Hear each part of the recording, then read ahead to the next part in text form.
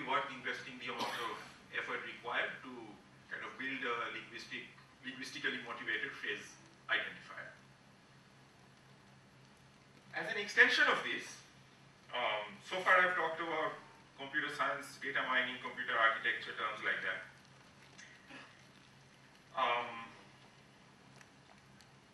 You might also want to identify multi-word entities that are more than simply phrases. So for example, Sachin Tendulkar, I mean, do we want to really call that a phrase? I'm not sure, but certainly Sachin Tendulkar together means one entity. So these kinds of things are called named entities. So they could be names of persons, places, organizations. You could also want to identify, depending on what you're trying to mine, things like dates or various amounts, quantitative amounts. So things like monetary amounts, heights, weights, and such things. So going back to the example that we started with, Sachin Tendulkar, something like Saturday, that's not a multi-word entity, but you could regard that as a named entity because it signifies some kind of a time or a date. Wankhede Stadium, that's another named entity. So it's useful to also identify these things and index your document with it. So in fact, I mean, one could probably spend a fairly large amount of time talking about named entity identification itself. But what I'll do is, for the time being, I'll assume that the representation that I talked about, if you just do word identification, stop word elimination, and some kind of stemming, that's a reasonable starting point. So if you don't have access to a thesaurus or kind of a named entity identifier, you can get by. So you have kind of single word entities using the steps that I outlined earlier, and you could do something like simply word pair counting to identify phrases as well. So if you recall the representation that we started with, which is a document is represented as a list of keywords with associated weights. So far, what we've achieved is, given a document D, we've been able to extract a list of T1 through Tn, which we hope is kind of signifies what the subject matter of the document is about. So the next step then is to calculate the numerical weights that I talked about. Why is that important? So again, maybe if you go back to this example, Sachin Tendulkar is probably more strongly related to the subject matter of this document than something like farewell or career. Home, or well actually that's home ground, but home would still be identified as an individual word. So we need, I mean, because we've done this completely automatically, we need some kind of heuristics to determine how strongly a word is related to the subject matter of a document. So that's where the term weights come in. So again, most of the work on calculating term weights comes from a traditional searching or information retrieval background. And I'll give you a couple of specific examples a little later. And maybe I'll tell you what the potential drawback of what these term weighting schemes might be. Term weights are usually kind of, I mean, you have various alternative models based on which term weights can be calculated. So there's something called the probabilistic model, there's something called a language modeling approach, there's something called a divergence from randomness approach. But at the end of the day, I mean, if you kind of distill the common portion of all these term weighting formulae, you end up with generally 3 ingredients, all of which are fairly easy to understand at an intuitive level. So the first component is called term frequency, usually abbreviated to TF. So the intuition there is that if a word is repeated several times within a document, it probably has more to do with, or it's more strongly related to the content of the document than a word that's mentioned once or twice. So you simply count how many words how many times each word occurs within a document, calling the term frequency, and that's a measure of how strongly related the word is to the subject matter. Okay, so if you look at term frequency by itself, you can see it's easy to overdo that argument. So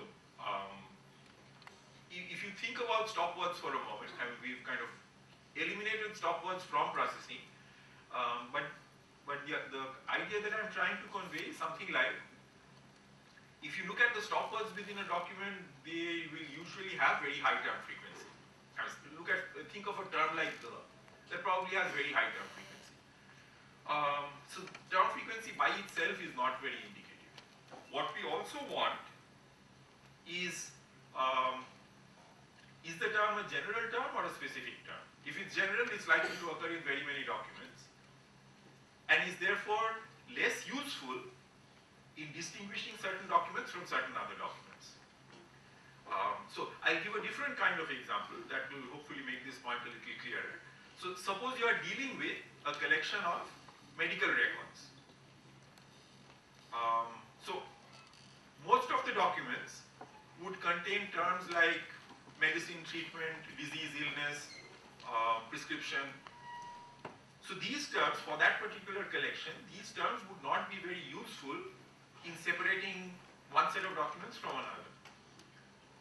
But if you look at a term like hypertension or glaucoma, those will occur in far fewer documents, and they tell you much more specifically about the subject matter of the document.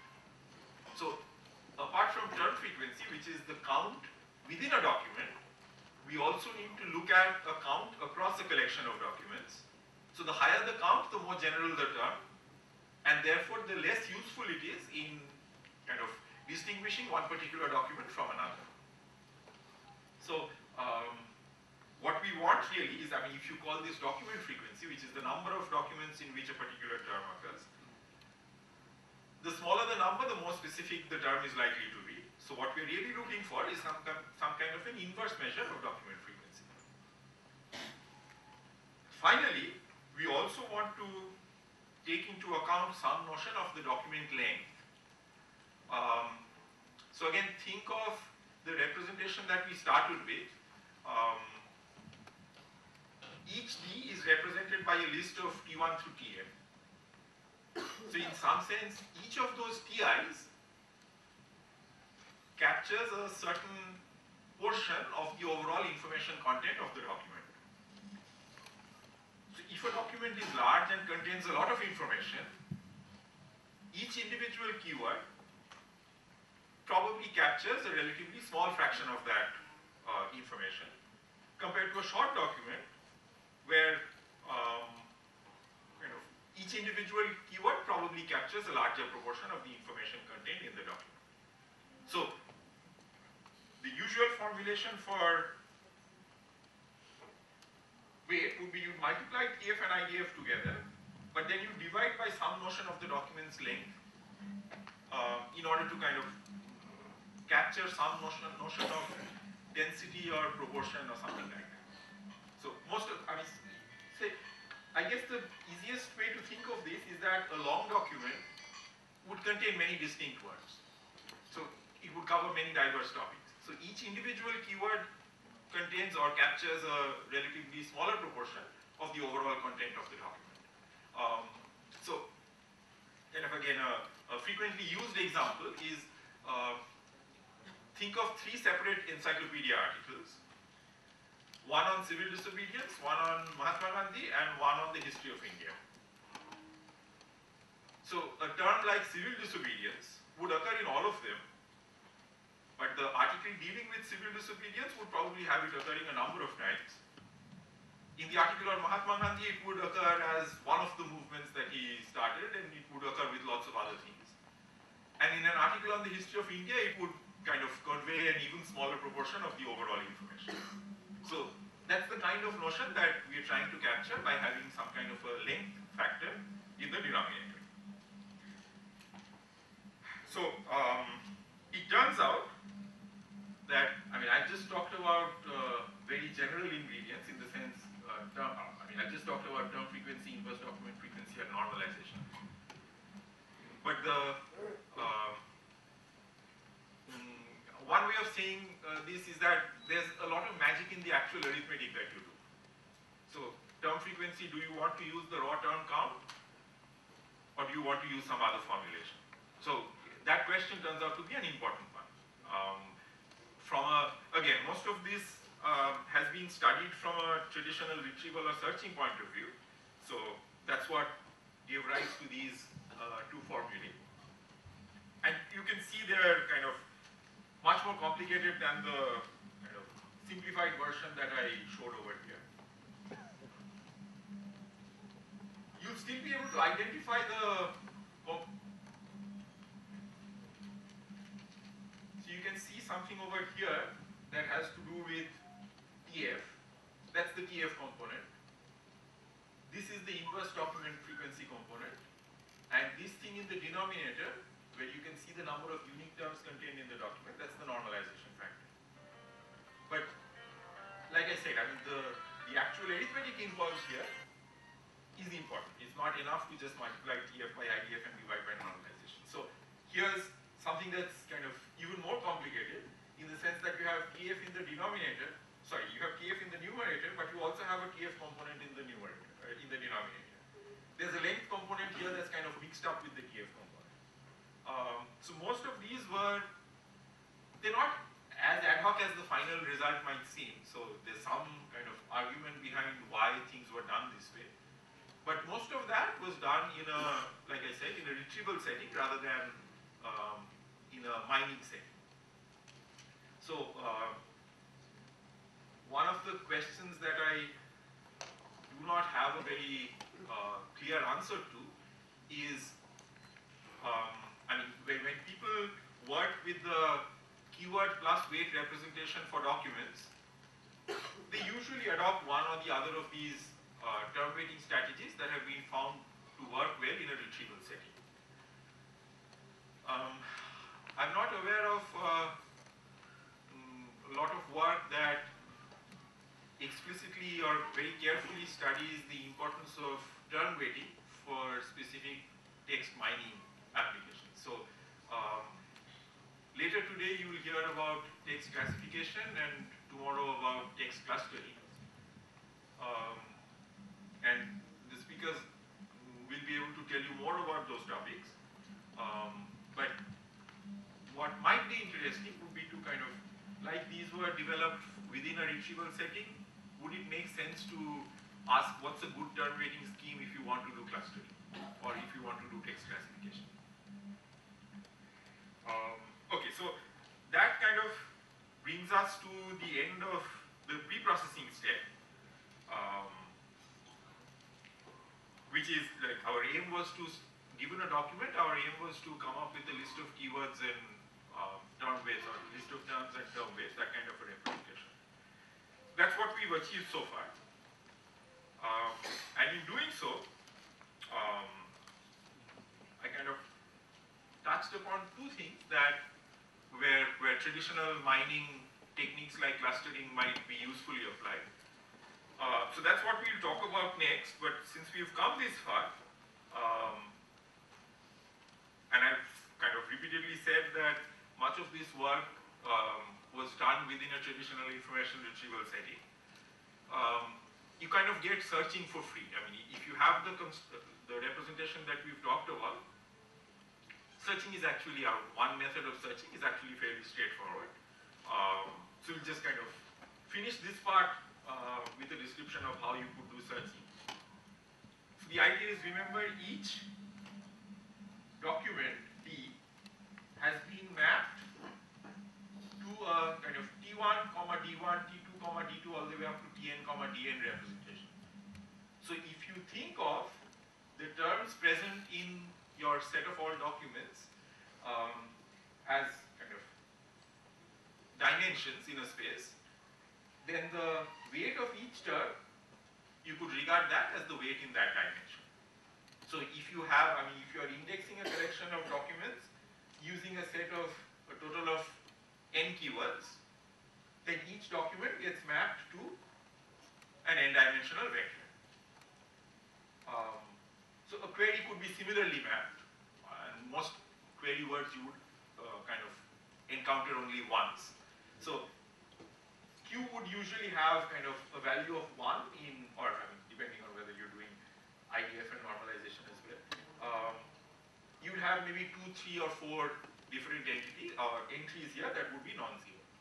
So certainly queries are very sparse.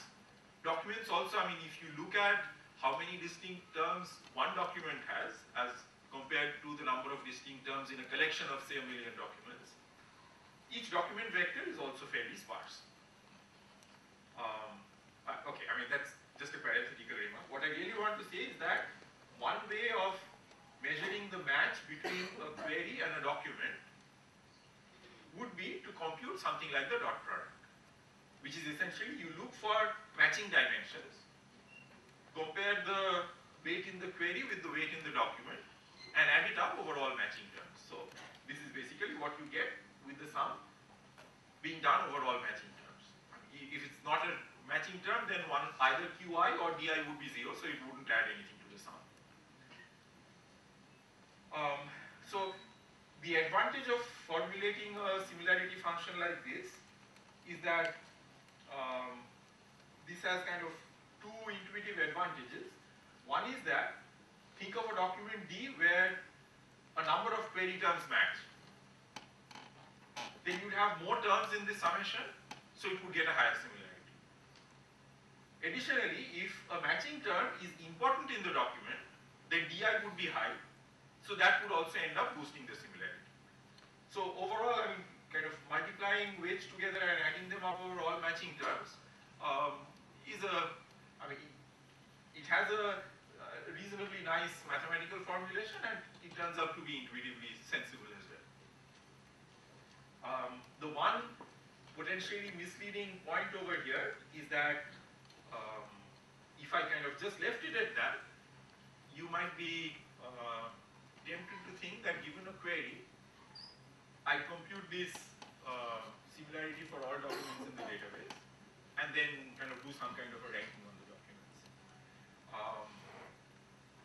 There, of course, I mean, because most of the documents are sparse, a very large fraction of the documents wouldn't match the query at all, so you'd be kind of wasting your time computing a value of a similarity score of 0 for a large fraction of your collection. So the sensible thing to do is to use what's called an inverted list or an inverted index. So the idea behind an inverted index is simply that you think of it as the index at the back of a book. So you have a list of keywords or a list of terms, and the entry for that list tells you what document scene occurs in, analogous to what page numbers a particular word occurs in. And because we've introduced weights, you also talk about. So yeah, what I'm trying to convey here is that term I is contained in these documents with these weights. Yes, question. Sir, I have some small doubt. Yes. That I don't understand that T1 and D1. What is the T1 and D? T1. So T1 are the kind of, I looked at one document earlier. Now I have a collection of documents. So this is the kind of set of all terms. I mean, if you take the union of all terms used to index a collection of documents, okay, I'm mapping them to T1 through Tn. okay. So they are the set of distinct terms used to index any document in your collection. Oh, different documents. Different documents, yes. Okay. Sir, and Yeah. one more doubt. What about that QI? I can't understand that query. So a query is like when you're doing retrieval, you have some kind of a keyword query, right? So say text mining tutorial. So you have a 3-word query. So I map, like text is somewhere here, tutorial is another word there, mining is somewhere there. So Q also gets mapped to that n-dimensional vector. It's very sparse in the sense that only 3 dimensions are non-zero. So that's the representation I have both for queries and documents. And then I'm simply computing the dot product. Thank you. So this is what, I mean, the inverted list or inverted index representation is, like I said, much like the index at the back of a book. So if you have this construction, then given a query with say 3 or 4 terms, instead of having to look at several million or several billion documents, all you need to do is you need to look at the lists for those 2 or 3 or 4 different query keywords. In fact, I mean, there's a good deal of literature on that topic as well. So things like top K search, where and the naive way to do this would be take your 3 or 4 query keywords, pick up their inverted lists, take the union of the list, and whatever you need to do, you work with that. But in fact, you can do things which are smarter in the sense that you might want to arrange these in decreasing order of weight so that the most important documents for a particular term occur early on. And then you try to do something like, so far you've seen so many results, and kind of maybe you've looked at the initial part of a list and not looked at the tail. You know that the term weights are in decreasing, or the entries are in decreasing order of weight. So you might be able to place an upper bound on the best possible document that you haven't yet seen. And if that maximum, or the best possible document that you have not yet seen, is worse than the worst document that you've seen so far, then you can stop searching. So that kind of, in a oversimplified nutshell, is the idea behind top K searches. So you can do this in various ways, and I mean, people have done experiments with different ways of pruning lists, and kind of try to find out how much advantage it gives in terms of computation power. But like I said, I mean, that would go off into the retrieval dimension rather than the mining dimension. So that's not what we are focusing on. So let me come back to mining. So the next 2 things that I will talk about have to do with, in some sense, you might, I mean, in order to fit them within text mining perspective, you might view them as some kind of method for mining word associations. So we'll do this, or we'll look at 2 ways in which mining word associations might be useful. So the first one, remember earlier I talked about stemming and how you have something like Porter's algorithm, which uses the rules of the English grammar to kind of, given a word, to convert it into some kind of a canonical representation. So if you have an altogether new language, and you don't want to invest the amount of time required or expertise required in order to come up with a list of grammatical rules for how words in that language might be modified, you could do something based on kind of trying to find what words are related to what other words. So here's one kind of, say, statistical approach. So the idea here is that, after all, what do we want to do? We want to group morphologically related words together. So things like analysis, analyze, analyzing, or if you think of the other example, resignation, resign, resigns. The obvious thing to note is that if they are morphological variations of each other, a fair portion of the string is common. So over here, like all the way up to A and ALY is common to all these variants. So if we can kind of compute some kind of a distance measure between strings, which captures how similar 2 strings are, then we might hypothesize that strings that are nearby each other may be morphological variations of each other. So what string distance measures do we know of? The first obvious string distance measure that we know of is the edit distance, or the Levenshtein distance. So that's basically given 2 strings. It's the smallest number of insertions, deletions, or substitutions that you can do in order to convert one string to another. So that's a kind of traditional string distance measure that's been around for a long time. So, okay, so here's one example. Look at this example first, astronomer and astonish. If you look at the edit distance, it works out to 5. So AST and then O O and O match, N and N match. So I think if you add up all the others, you have R, O, N, E, R to take care of. Either delete them or substitute them. So you get an edit distance of 5. In contrast, astronomer and astronomically, the edit distance works out to 6. You have a match all the way up to here, and then the remaining 6 are mismatches. So the edit distance is 6. So that's a little counterintuitive, right? I mean, after all, your knowledge of the language tells you that astronomer and astronomically are actually related, but astronomer and astonish are not. So the edit distance seems to have certain drawbacks. And I guess the main drawback is the edit distance does not take into account where a particular mismatch occurs. So the fact that over here you have matches all the way up to the 8th letter, whereas here the mismatch occurs in the 4th position itself, that's not something that edit distance is taking into account.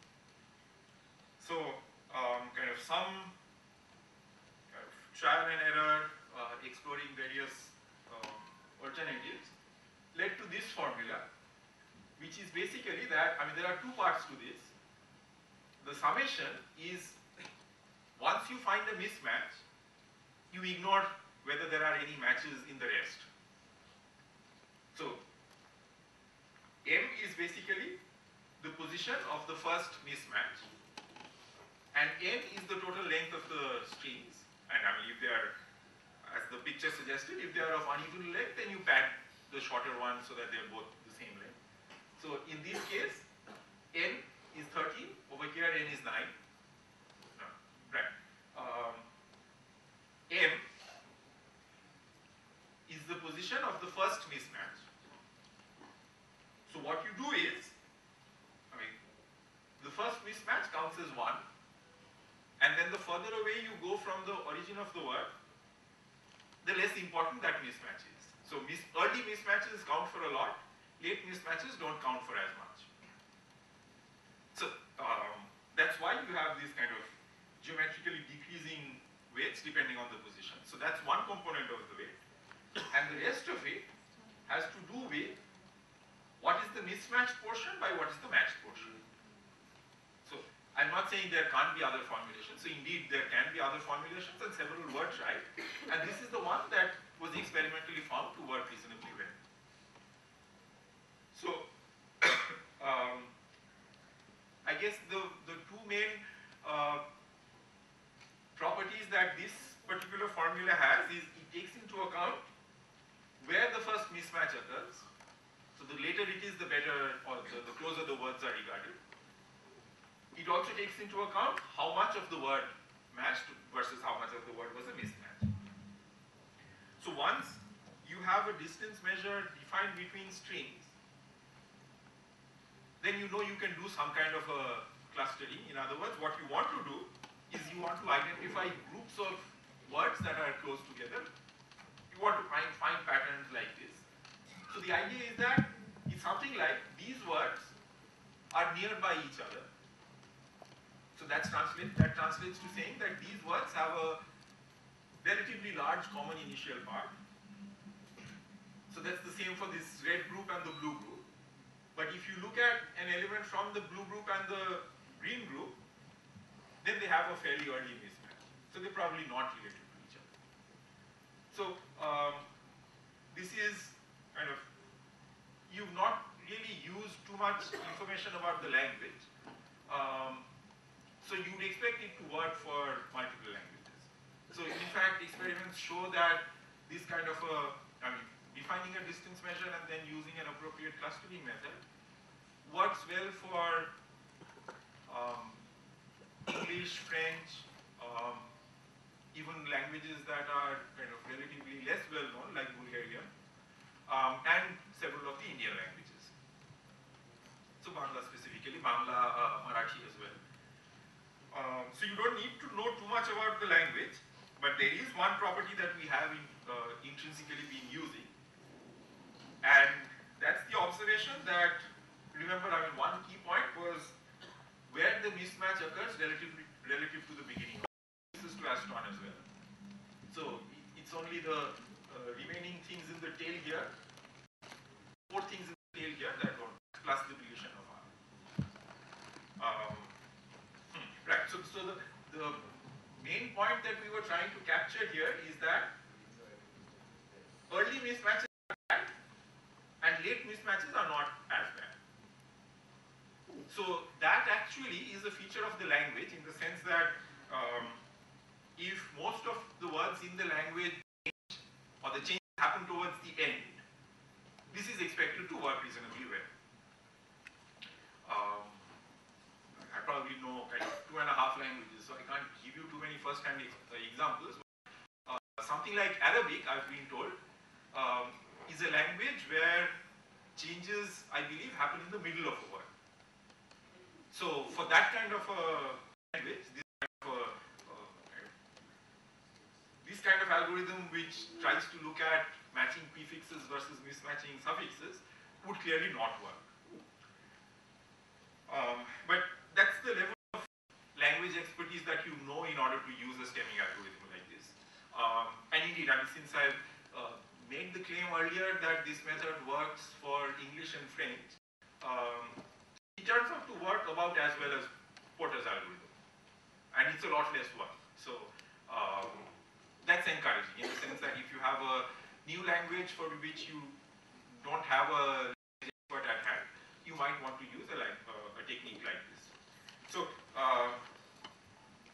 more recently, kind of some more work has been done which is also based on identifying graphs of words, looking at the connections between them. And that turns out to work a fair